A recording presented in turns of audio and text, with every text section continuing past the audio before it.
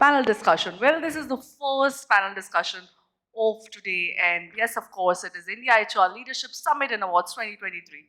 So let me just put you a light on by reassessing and adapting hiring model, company can ensure that they definitely attract, select, and obtain the best talent in evolving job market. But in 2023, the landscape of hiring sector in India has definitely transformed into completely network of digital platform, advanced analytics, and intelligent algorithm. Traditional hiring models are proving insufficient while in meeting the dynamic demands of evolving job market. So let us discuss on the pointers as we have the first panel discussion on the topic of digital recruitment and sourcing, rethinking hiring. And of course, joining us on the stage are industry expert and leaders right now. I shall one by one like to call upon our leaders, and of course, they'll come on stage. We'll have a panel discussion. They'll be sharing their experience in regards to this topic. I'll call upon Mr. Akshay Prabhudesai, heading Talent Management, Talent Acquisition, OD, Allana Group. Can we have a huge round of applause for him, please? And I also request you to please be seated according to the order of these screens, and that will help us to connect the leaders more better. And also Mr. Yashwant Bhaid, VP HR, Hexagon Nutrition. Come on, huge round of applause. Well, they are of course here to share their experiences, and this topic definitely needs more light. Calling upon Mr. Jay Banerjee, Group Head HR, IL&FS Group. Can we have a huge round of applause for Mr. Joy Banerjee? A very warm welcome and a very good morning. Calling upon Sakshee Sud, Head Corporate and Global Functions, Talent, TA, TM, LND, and DEI, NIVEA. Can we have a huge round of applause for Ms. Sakshee Sud? Next, calling upon Kamakshi, Dharadhar, AVP, HR, DCB Bank. Thank you so much for joining, ma'am. And of course, the entire discussion will be held by our moderator, Mr. Anil Tyagi, VP Global and Corporate HR, Kusum Group. A very warm welcome, sir. And this is the first panel discussion, and of course, it's a very important topic: digital recruitment and sourcing, rethinking hiring. A very, very prominent topic. So let's move forward, and over to you, sir.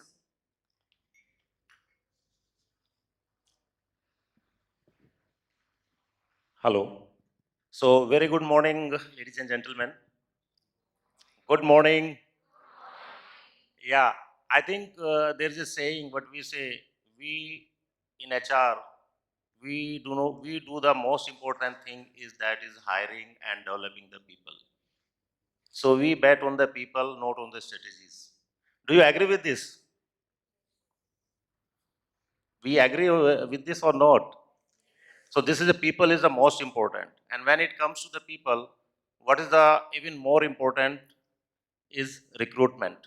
We have given many names: recruitment, talent acquisition, talent optimization, whatever we say, but it is ultimately the people. So today we have a very, very relevant topics as we are talking about. We are moving away from the traditional recruitment which we used to a digital arena, and digital recruitment has become a very important in the reality for most of us. So with this digital recruitment and sourcing, what is very important for all of us to have rethinking. So very, very relevant topics which we have, and I'm privileged to have eminent panel speakers with me from a different industries. So I welcome to all my panelists, and of course we start the day. So I will start with Kamakshi. As Kamakshi, we are sitting nearby also. So what is you feel improving the virtual and in-person onboarding experiences? What you have been doing in your organization, or in general, what is your view about it? Thank you so much. Good morning, everyone. So while recruitment does, form the first step of the journey, it's the onboarding that actually enables anyone, any employee to stick through. So the first 90 days would be very, very critical. And given how we're extremely dispersed in today's day, and we're almost always virtual, it's very difficult to get everyone, under the same roof and in person. Some of the things that we do is definitely have these periodic pulse surveys that happen. So 15 days, 60 days, 90 days, to get an understanding of how the employee is doing. Is there a virtual checklist that's happened? Do they know what they're supposed to do, who they're supposed to meet? There are virtual meetings with not just their team, but also with seniors. So there's a lot of connect that happens, and that's where, the whole onboarding journey, getting digital is really helping. It's breaking boundaries. We have common WhatsApp groups for new joinees where, people can come together and learn. Very, very critical is that for on-the-job learning, along with what the supervisor is handholding, there's continuous sort of training or something that's given, which could be through an LMS or through any other part. So there is a very detailed 90-day journey that an employee, basically, if he or she survives that, it's then smoother sailing going through. So that's some of the ways that I feel digital is now helping sort of bring things closer and get everyone together. Thank you, Kamakshi. As you have very rightly said, innovating and looking at a different digital ways, even if creating a WhatsApp group and more social medias, this is helping. So very well said, Kamakshi. Mr. Joy, uh, you can throw some more light on this onboarding in virtual, how you create employee experiences. Yeah, thank you so much for that question, and I think wonderful start. What we do, addition to what you already spoke, is it's very important that we use the personal connect. I think that's what creates the difference. And while we saw the morning presentation, I think we got the biggest takeaways. David gave us the Goliath. So David actually shared with us that big $1 trillion of non-engaged employees that we are seeing. And I think as HR folks, that's the most important part, that whether we are getting that engagement from the employees. So while we do all the parts together, but it's important that, are we keeping them engaged with us? And to keep that engagement on, I think technology will always be there, but that personal connect always makes a difference. And I think that's where our role comes in. I think what's important for us to see is our department is called human resource. So I think the human part is very, very critical. And I personally see, in this digital world, and I think today's discussion is going to all evolve around it. But I would like to leave one thought for all of us is, while we talk about humans, I personally have kind of coined the individual words for each of these letters. So when I talk about human, so I take H, U, M, A, and N. So let me just share like how that is important. And once we start doing that and integrating that in our systems and in our process, how it makes a difference. So I'll pick up the first one, which is H. So H is basically something that only humans can exhibit, and that's being humble. So humility or being humble is something that's typically coming from a human. And if you are able to do that, and if you are able to showcase the same thing with our team, I think that's what makes a difference. I'll just take a cue here from, the favorite topic for all of us was, the great attrition that was having a lot of resignation. So the flip side of that was, while a lot of people were quitting the organization, they're definitely joining somewhere. So I think that's what is important. And if you're able to deep dive and find out if you're quitting and joining somewhere else, what are the main reasons? Of course, money is one of them. But is money everything, or there is something more? So I think that being humble, the humility part, I think that's the critical aspect. The second aspect, which is again makes us very different, is the U, which is being unique. And starting with a thumb imprint, like I think we have, all of us are unique. So everybody is different and everybody is unique. So I remember about one such instance in which we had actually thought about doing a cookery, and all the ingredients that was given to all the participants was absolutely the same. So everything was same, but the result of that was all different.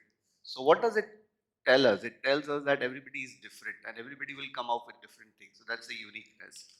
The M part is very critical, and I think we all need to focus on that, is the motivation.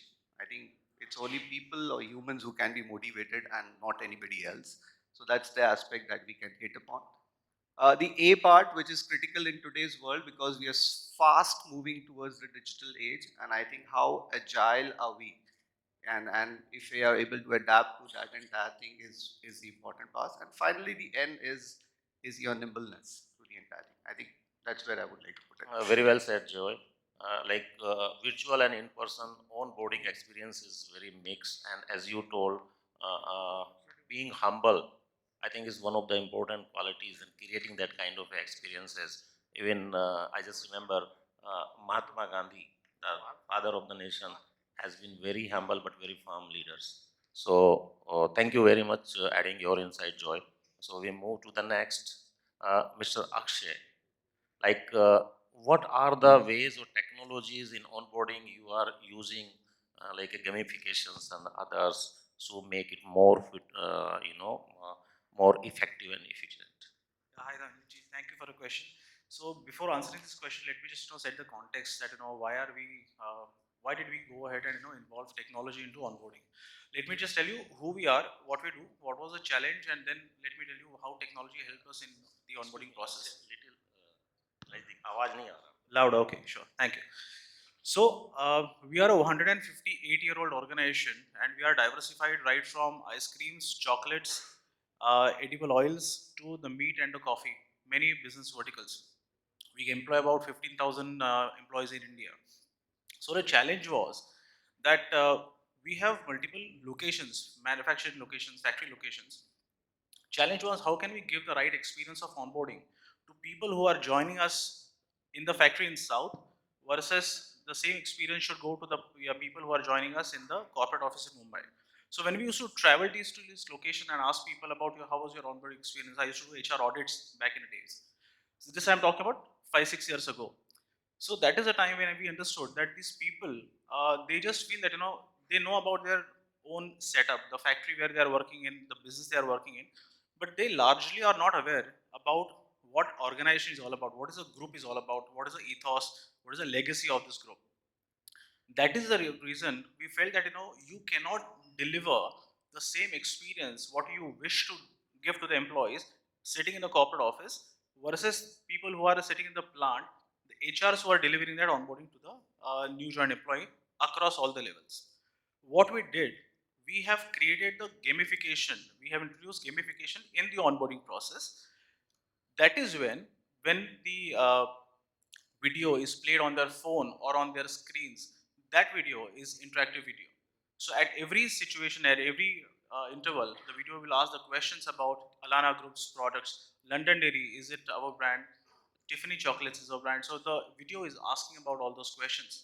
And towards the end of that 45 minutes video, we are talking about the organization, uh, the, the background of the organization, the history, the legacy of the organization, till towards the end, the CEO's discussions or the CEO's 2 minute speech, the CEO CHRO speech.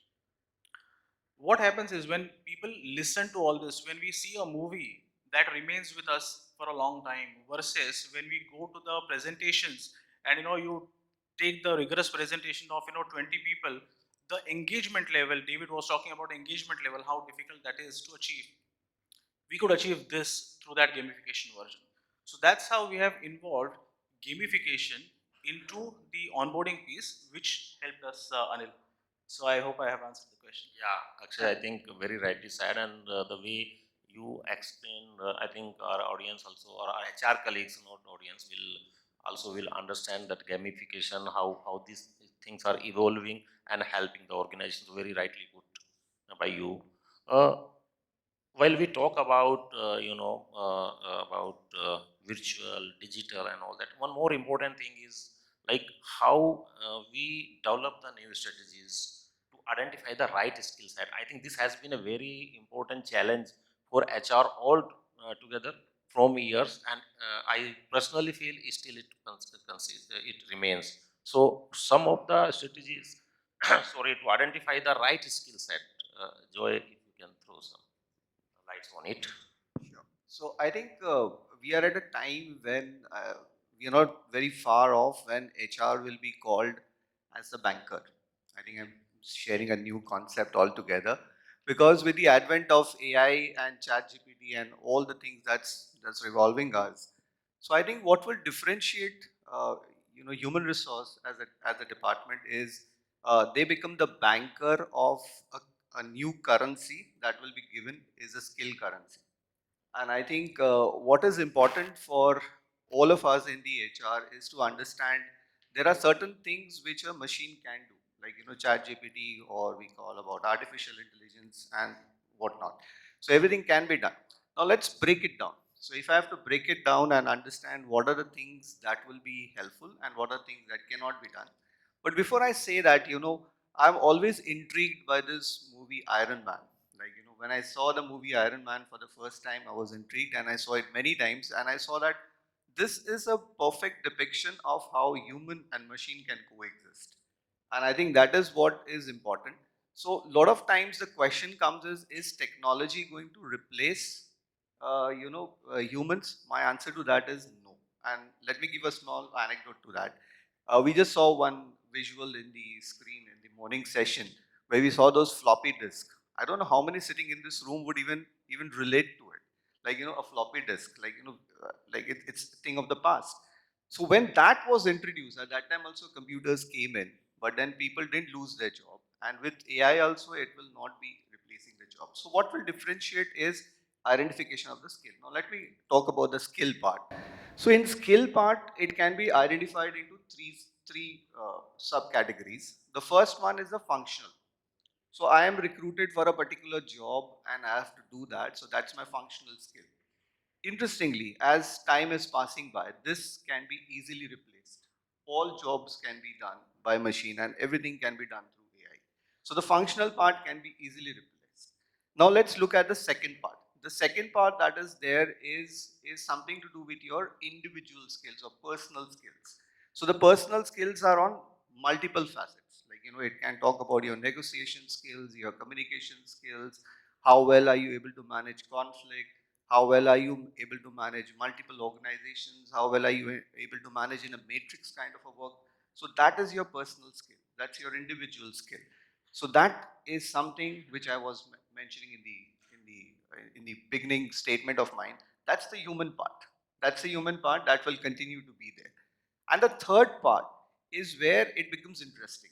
Is the third part is where you use the first and the second, and you become an expert there. And I call that as your additional skills, like and which can in our VHR we love to have jargons, so we call that acumen or business acumen, right? So that's the skill that you will acquire because you have an experience, you have seen certain things, you have managed certain things, and you've got technology, so you'll be able to come that.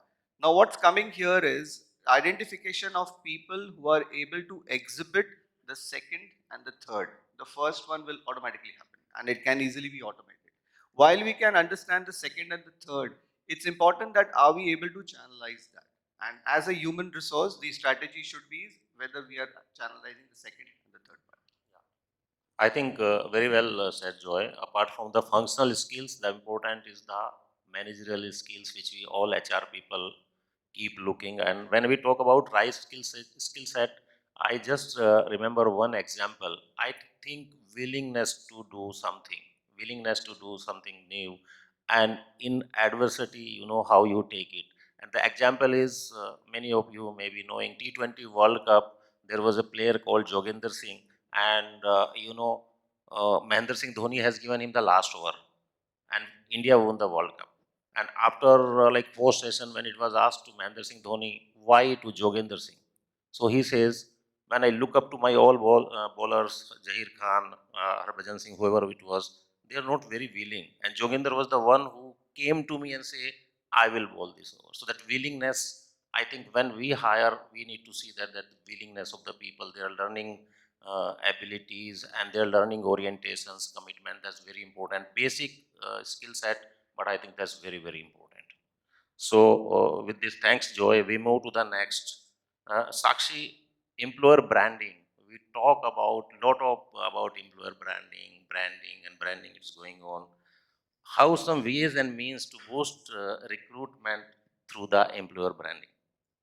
Thank you, Mr. Tyagi. Thank you for that question. And I think Before we get to the question, it's really important to take a step back and understand what really is happening in the world of hiring, in the world of recruitment. Most of us are dealing with challenges, and I speak of everyone sitting here. I'm presuming most of us are in HR.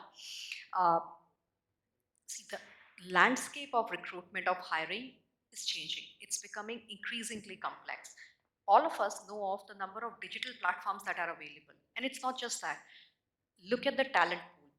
People are becoming increasingly very discerning about what kind of organizations would they want to work for. So with this change happening, it's very important to create a very strong, very compelling employer brand.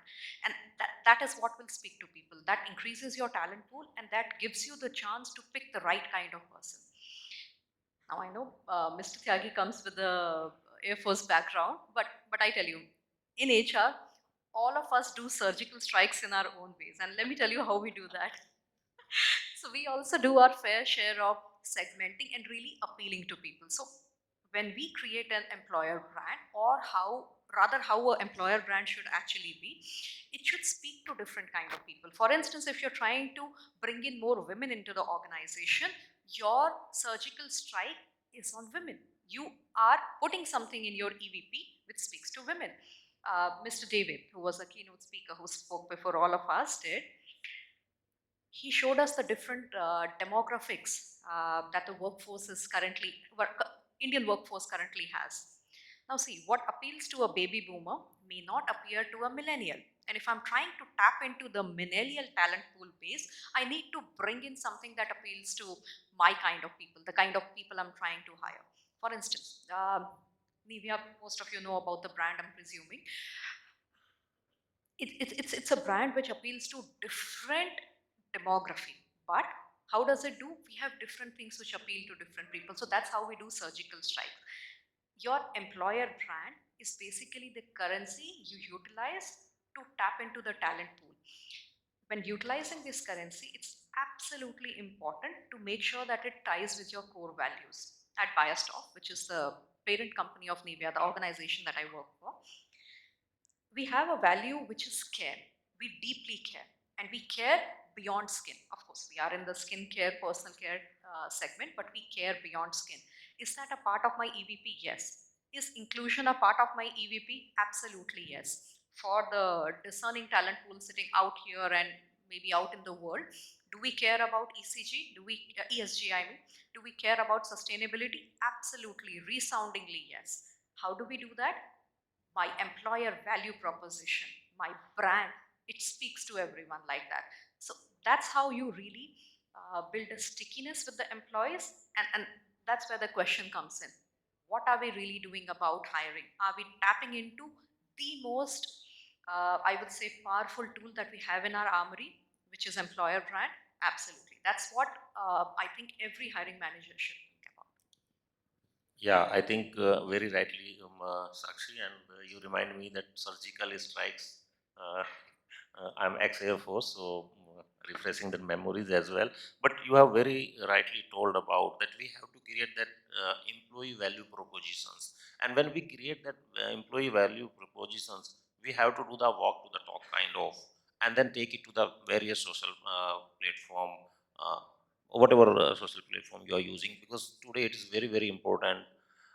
Prospective employees also do a lot of research when they are coming to you for hiring and all that. Why? Because, like, suppose if you are great place to work, we should stand to it. So that's a walk to the talk, very rightly added, Sakshi. Now I move to the Yashwant. War for the talent. There's a one way we say in India that there's a high rate of unemployment, which we all know. Secondly, I'm very sure about that all my HR colleagues, they keep telling and facing this challenge that we are not getting the right fit, we are not getting the right talent. Is it? Are we in agreement? This is two paradox in our country in general. When we say that unemployment rate is increasing, uh, people are not getting employment, and second, we HR colleagues always looking for that talent. So, war for the talent. What are some strategies which you have been doing, or you feel like you would like to share your experiences. Yes, one. So I will share two past experiences. One, before this, in my current organization, I was working with Hero Motocorp. Okay, so both from Hero Motocorp has 5-6 plants where we produce the automotives, and then majority of the workforce is on contractual labor. Basically, the ITI pass outs candidates. Okay, so we have a plant at Haridwar, then Gurgaon, then Dharuhera, Nimrana, Halol, and Hosur, right, down south. So huge number of manpower we used to recruit from ITI category. So from HR we initiated a contact with the Board of Technical Education, that is board ITI candidates are available. Then we established a good channel of reaching out to those institutes and then creating a pool, created employer branding, communicating to them, sponsoring various projects in those institutes, supporting them in technical ways, providing infrastructure, investment, funding, and then we used to get a good pool of such candidates because if I had to share at Nimrana where I was heading HR, we have two plants with 6,500 manpower. My monthly turnout was close to 2,000 ITI pass outs. So another thing what we did, we tied up with some of the prestigious institutes all India level and then built relations with them over a period. And then also we partner with government agencies for skill development initiatives, and we had those centers developed in our manufacturing plants, sponsored by the company along with the partnership of government. So that also helped us to basically for employer branding, and that was really successful. If I had to quote, I think very well said, Yashwant, and creating that kind of a networking, tying up with the government agencies, well in time, tying up with IITs and all that, ITIs, even for that matter, IITs also for C-suite recruitment. This is very important, and I also have an experience working in manufacturing setup.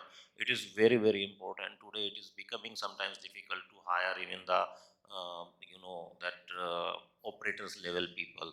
So very good examples. I would like to add here Yeah, another please. dimension of the same company.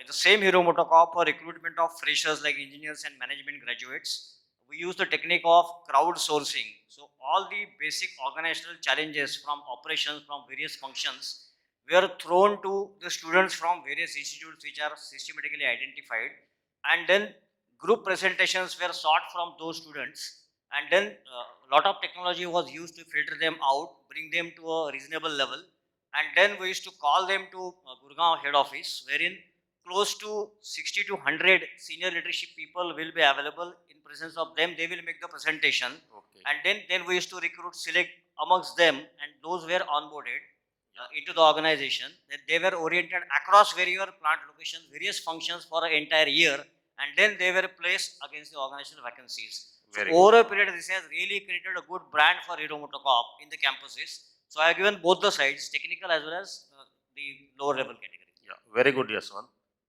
Your examples. And now we talk about digital onboarding, how you create a collaboration and engagement within teams. Kamakshi, if you can. All right, so thank you for the question. So while onboarding is now becoming digital, or we do have a whole set of virtual engagement that happens, one of the key things that is there is that it will just supplement human interaction. So at the end of the day, it is your supervisor, it is the organization, it is also maybe your recruitment or your onboarding partner who will be taking you on this journey and making you a part of the fabric of the organization. So having said that, the different ways tech can be there is a part like a gamification process, which helps in the onboarding. It's like a game that takes you through what are the different aspects of an organization which is supposed to do, what are the different milestones. Supervisor can be equipped with having online reward and recognition programs, batches that we give rookies, just pat me on the back or something. So everything that happens for onboarding with where you're using tech or even augmented reality, it would always be in reaction to what a supervisor or what the human element is doing.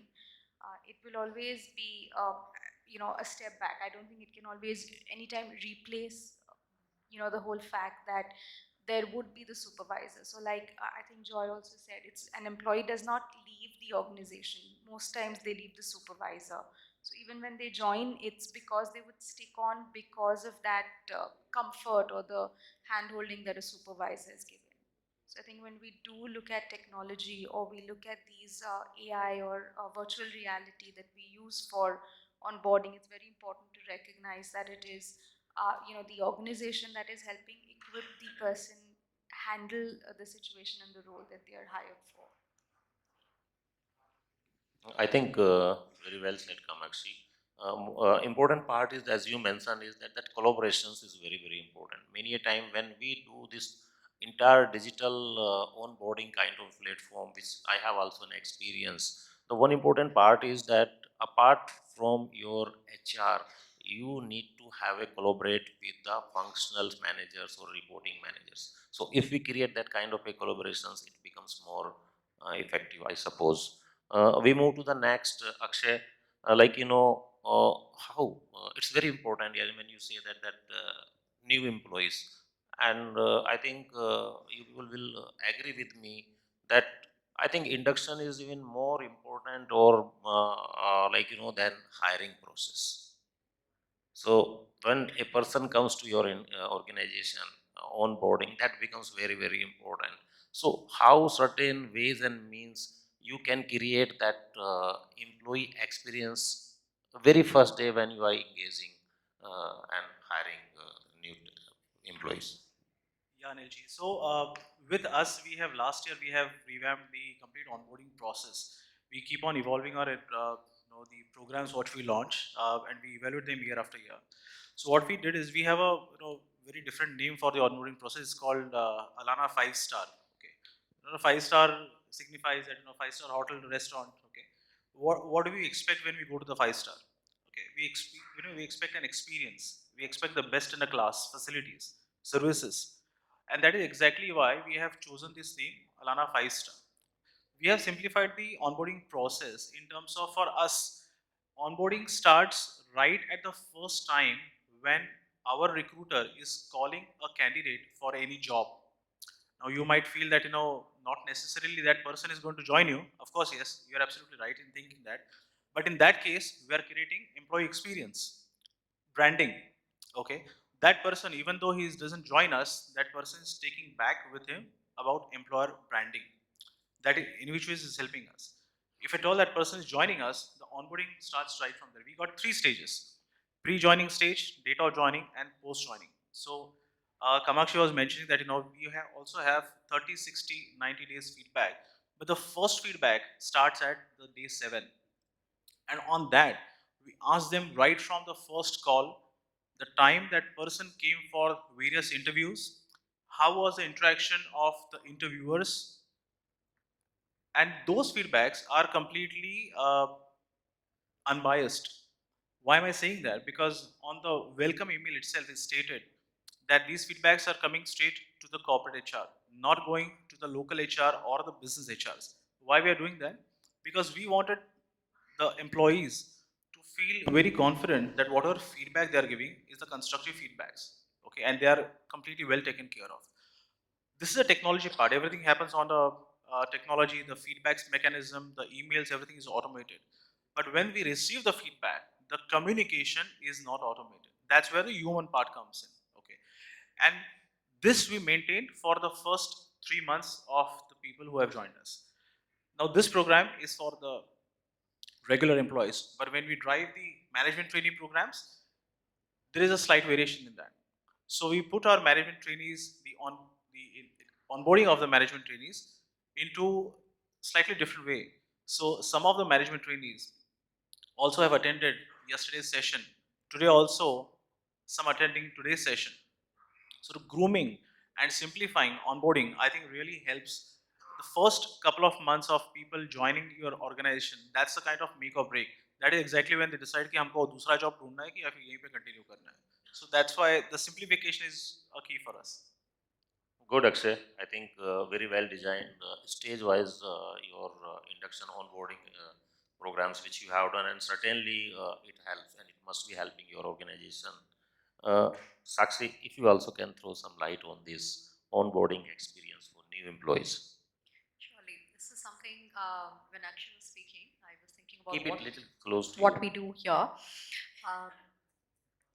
I realize in a lot of organizations, and incidentally, wherever I've worked in different sectors, there is a lot of duplicacy that we do in the forms that we have to submit, in the kind of paperwork that you have to do, which completely kills the experience. The idea about onboarding should be the wow factor, which, like Akshay just spoke about, it is the make or break factor. You get the candidate in, you ensure that the person feels that he or she has joined the right place, and half the battle is already won. So that's where a whole elevation of candidate experience is then required. How do you really elevate? Think of it from your own point of view. If you were to join an organization, what are some of the different things that you would want?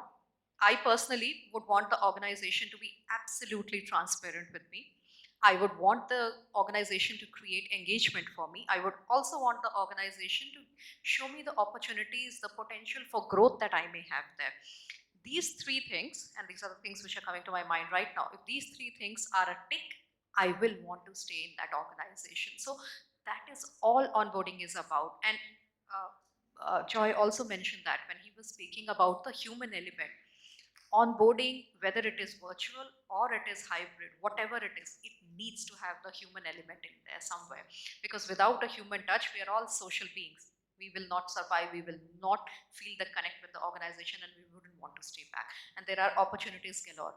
Each candidate these days, the people that we speak to, is holding at least 2 to 3 offers. What will make the person stay with us and to not join the next organization the next day? It is this human element which really is the icing on the cake. Very right, Sakshi. I think very important and practical is like, being transparent with your, whether it is new employees or old employees, but then when you have that transparent and have that human connect, because every one of us remember our first day when we are joining any organization. I think everyone remember that day, maybe subsequent days we remember or not, but the first day we remember. So we as a HR people need to create that kind of experiences, and as my panel speakers are talking about. Now, there was one very interesting question which I have put maximum time for it. We talk about technology. It's a technological age. Lot of technological disruptions happening every day in and out. But same times, human connection also is very, very important. So these questions I will be having to all my panelists. How to balance human connection with leveraging technology, because technology also is very, very important and it is helping all of us. There's no doubt about. Otherwise, earlier HR was some was with the data only. But how to balance this human connection with the leveraging technology? And I would like to start with you, Yashwant. So in my current company, one of the division is basically on sales and marketing. I come from a nutrition company, which can be related with a pharma company. So we have people like medical representatives. We call them clinical nutrition executives. Then we have first line managers, second line managers, and so forth. So as a HR team, which is handling the field HR basically, so we have divided amongst ourselves, including me. We are divided into zones. For example, east, west, south, and north. So four of us, every month we speak to the first line and second line managers over a phone every fortnight. This is not at all a business review call. We do not talk about performance. We just talk about the well-being, how things are going on, any concern, that type of connect. We receive a lot of inputs and then we look at them and we try to improve on those areas. Many of the feedbacks come about the behaviors of the managers, the treatment, all those aspects. So we also try to address that. That is number one. Number two, uh, after induction, which is a 6 days induction for these people, every month we connect with them from HR just to understand whether they are comfortable. And to give a clear example, infant attrition is one of the parameter on our performance measurement as a HR function. So people who are living less than 6 months and living less than 1 year. So that is also tracked and that is linked to our performance for the entire HR team. Thank you, Yashwant, Thank you. because this is, I would like to go to each one specifically for 2 minutes, then we'll have a Q&A session also. So, Akshay.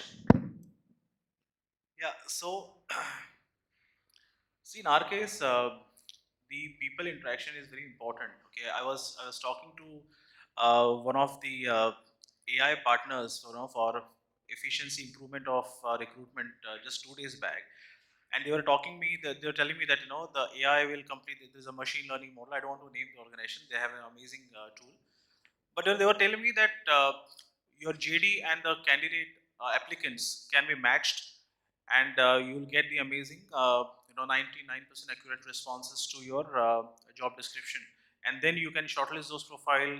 It will go automatically to your hiring manager, back and forth. So I said, "Bhai, hold on. Look, we are a different organization. We are one of the world's largest exporters of processed meat. Okay, so at times when I'm giving you option to the audiences here or the candidates out there, that how many of you would like to join NIVEA, IL&FS, or these are beautiful organizations versus a meat processing organization, my 90% of the crowd will say these organizations. Okay, so that's when the human connects come right up front. The employer branding comes right up front. No matter how much technology we have at our disposal, but we should know when to use the technology, how to use the technology. So for us, for hiring, the human connect, somebody needs to tell the people that who we are, what we do, how we do. Then you give them the value proposition, what we were mentioning rightfully, and then you use the technology to fast track certain things to improve the efficiency of the teams. That's how we do. Very well said, Akshay. So, very quickly, Joy, your thought. So completely resonate with all the thoughts here and very similar. I would just like to add one element here which we do is we use technology as well as the human connect. So while we use technology, it is broken up into two pieces. So one is the organizational piece which you need to do it, and the second is the individual piece. And on the individual piece, it is then again further personalized whether it is to do with his or her career or it is to do with something which is social. So let's break it down. So what we do is we have built a wonderful platform which is kind of for communication, for engagement, you name it. And when did we do it? Thanks to COVID. I think we are living in an era where we say pre-COVID and post-COVID. So this was created in COVID. And we created this platform called Stay Inspired. Now, if you see the word Stay Inspired, in that what we have used is we have used the letter S as capital, like because that's the most important thing. And then we have used I and N as capital. Now, if you look at it, at that time, everybody had to stay in. So we said that stay in, but do not commit a sin. So that's what the Stay Inspired says. So it started off from there, and we were using the digital technology because that was a time where there was no chance we could interact and meet with people. But how it got integrated into personal touch is like all the communications that is going through that always have a personal connect. And I think that's where the technology and personal both get connected. Thanks, Joy. Your perspective, Sakshi. Mr. Tyagi, I must say, one of the disadvantages of sitting with an August panel is that while it's a very interesting discussion, a lot of points already get covered. So I'm not going to add a point to this. However, I just want to bring in a perspective about human connect again, and my co-panelists have already brought that to life. Let me just speak about something. I spoke about EVP. You have the perfect EVP. You have the perfect JD. You may have the best fit candidate sitting in front of you, but what is the clincher? The clincher is you are the brand ambassador. So if somebody were to join IL&FS, it is because there's a Joy sitting in front and speaking to them about the organization. He is the brand representative. He is the ambassador of the organization. And that is why people would get that feeling that yes, he is there. He's getting something. I would aspire to be like that, and I would want to join this organization. So that's the human element. That's absolutely necessary. And I think all of us sitting here, or maybe all of you who are today listening to us, would agree with me when I say it's the human element. It's you being there, your presence as a human, which makes it all real. true. You cannot have a AI or a chat GPT giving you long speeches. That will not work. Right. Very quickly, So, one thing, Anilji, I completely agree with Sakshi. If you ask one question to any people sitting here कि आपको आपके current company में कौन लेके आया, they certainly will tell you इस आदमी ने मुझे ये company में लेके आया. Okay, so instant answer. So that talks about human connect. Nobody will say कि AI brought me in this company. Okay. very true. Kamakshi, last but not least, leveraging technology, balancing with human connect. All right, thank you. So, at the cost of sounding very repetitive, something that happens is technology actually frees up a lot of time, especially for the HR folks. So, it may probably is done away with, sounding really archaic, the timesheets, attendance, with all geotagging, geofencing coming in, it allows you to be more in touch, more in tune. It allows employees to, focus on their job. It allows organizations to help them become more human to their resources. So I feel that's, where technology and human interaction would go hand in hand. You cannot have one without the other. I mean, everybody probably does a lot of digital banking and a lot of cashless services that are available. But at the end of the day, everyone here would want a personal banker, would want someone, a face to know who they're trusting their money with. So it's not one without the other. I think it would always be hand in hand. Thank you. Thank you, my all panelists. We started digital recruitment sourcing, and I think one thing which all the panelists is in agreement that we should leverage the technology. No doubt about it. Without that, leveraging the technology, we cannot. But somewhere and somehow we should maintain that human connect in one form or the other. So thank you very much. Now I open up and.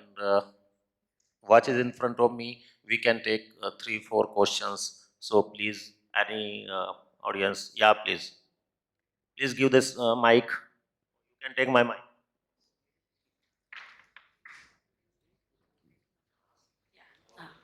Sure.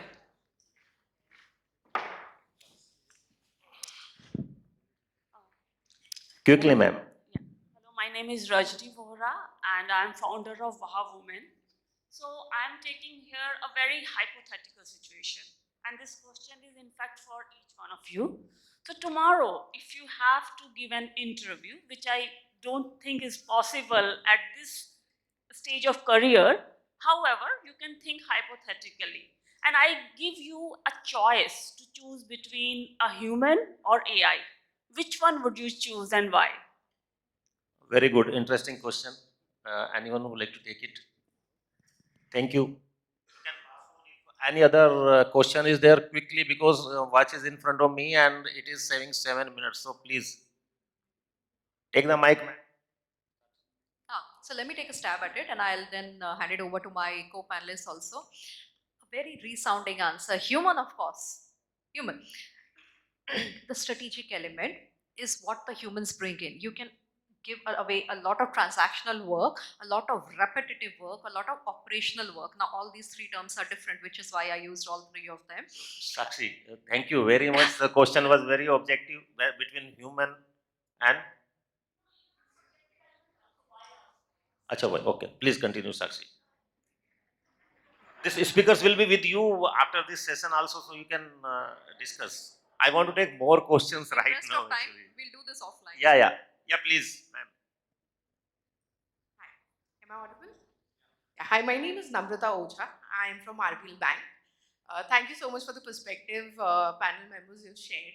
So we've talked about AI, we've talked about machine learning, we've talked about recruitment through bots and everything.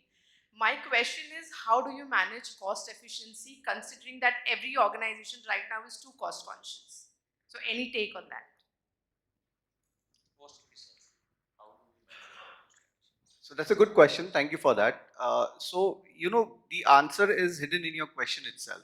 So when you talk about cost efficiency, so anything that we do in our life, has a cost element. So if I want to choose, like I'm going to the first question that do I choose a machine or do I choose a human? So well, if I have to take a machine, there's an investment. The investment has happened, that's why the machine is there. And if I take a human, the investment is in the person himself, herself. So it is the objectivity of the organization is what is it you're looking at. So if you're looking at efficiencies, which I was just mentioning earlier, like there are certain skills which are repeatable and which can be done in a far efficient manner by a machine, you go to a machine.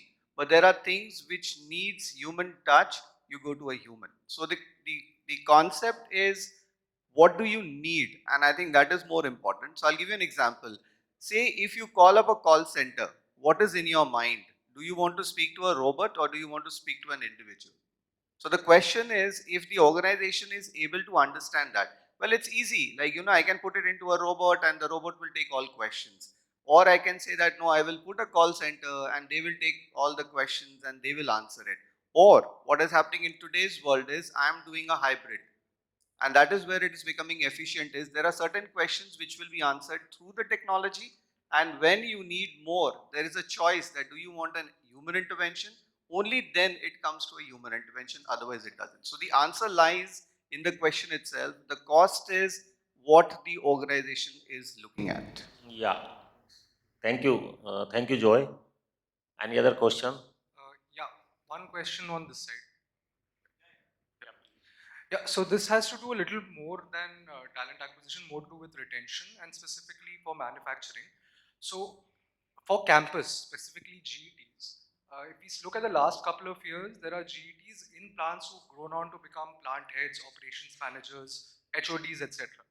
But GETs today, the retention rate of that is way lower, specifically in manufacturing units, because they don't want to work in the manufacturing units for too long.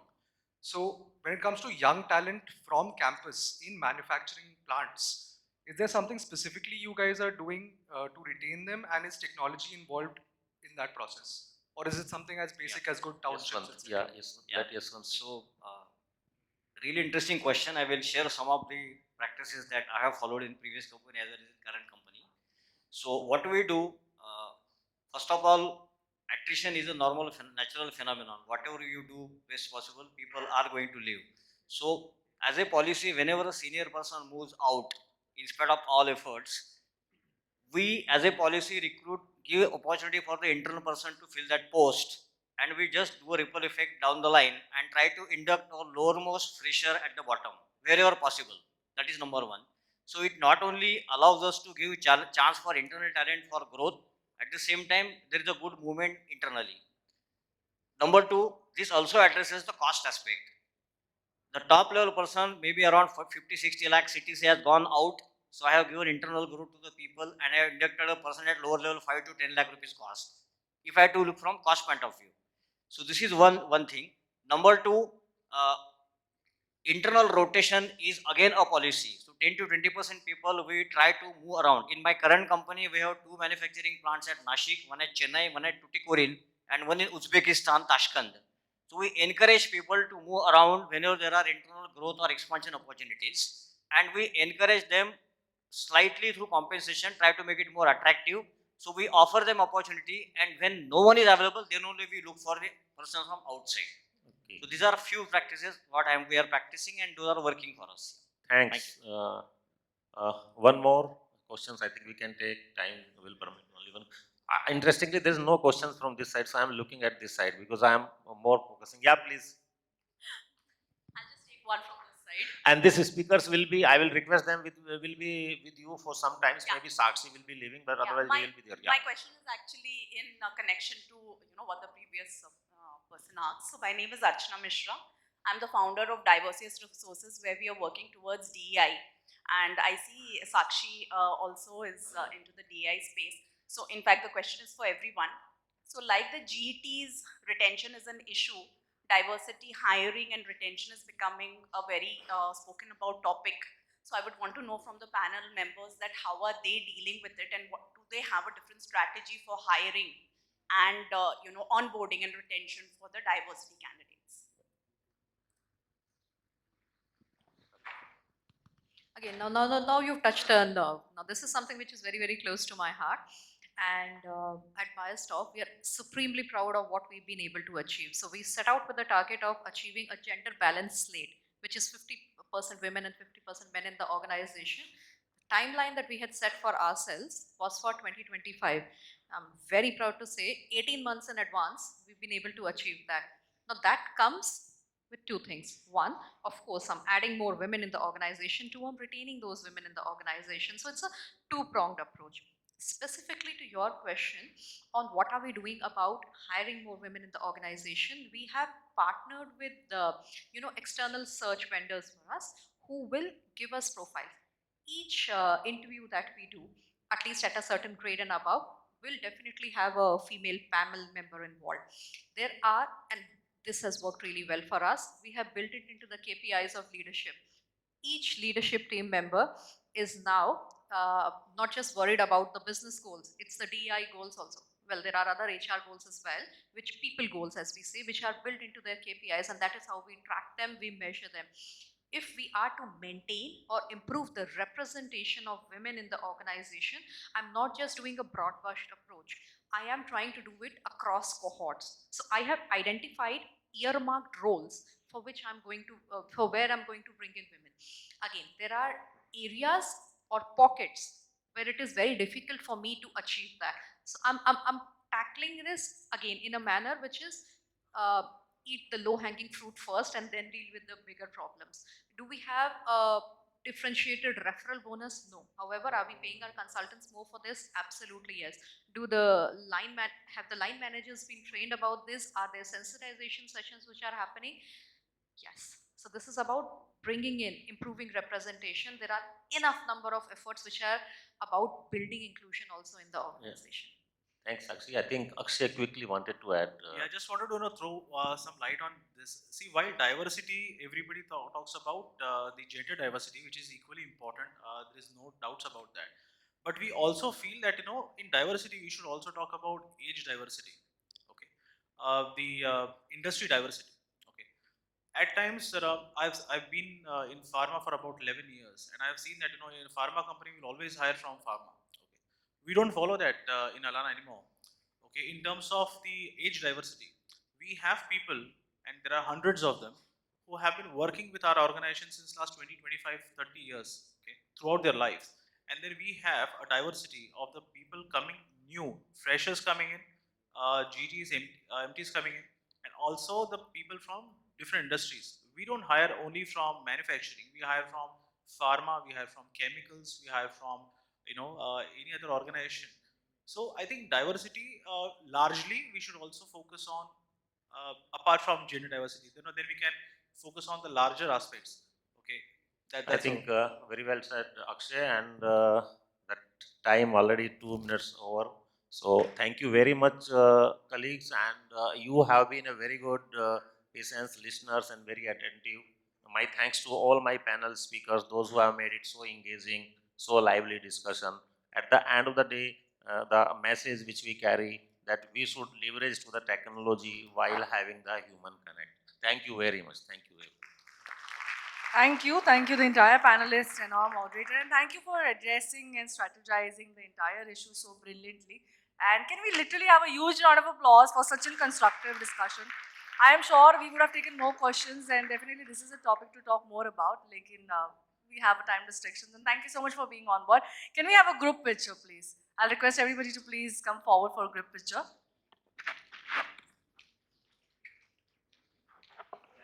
Alongside, we have the leaders right now with you, and of course, I'd like to call upon the next industry expert to felicitate the entire panel along with the moderator. I'll call upon Mr. Kailash Sharma, Sales Head in West and South from Zimeo, to please come on stage to felicitate our panelist and moderator of this entire panel discussion held right now.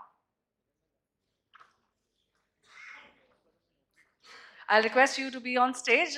Requesting Mr. Sharma to please join us on stage to felicitate the entire panel with a memento. Thank you for being here, and absolutely pleasure. Discussing these issues is, of course, very, very important and plays a very significant part when it comes to HR industries.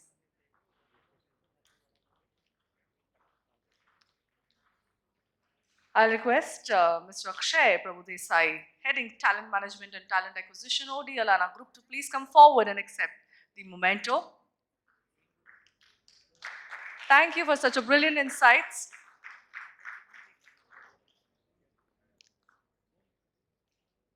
I'll call upon Yashwant, right? VP HR Hexagon Nutrition. Please come forward and accept the token of memento. Thank you so much for giving your time out of your busy schedule and being here. Thank you. Calling upon Joy Banerjee, Group Head HR, IL&FS Group. Thank you so much, sir, for joining and sharing your expertise with us.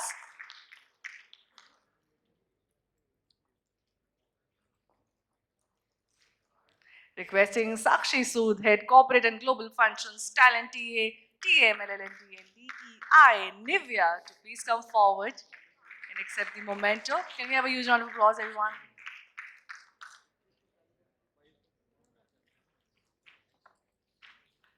Kamakshi, Dharadhar, AVP, HR, DCB Bank.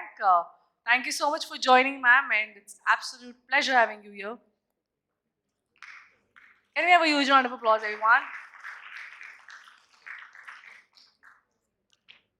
Last but not the least, our moderator of this phenomenal panel out here, Mr. Anil Tyagi, VP, Global and Corporate HR, Kusum Group.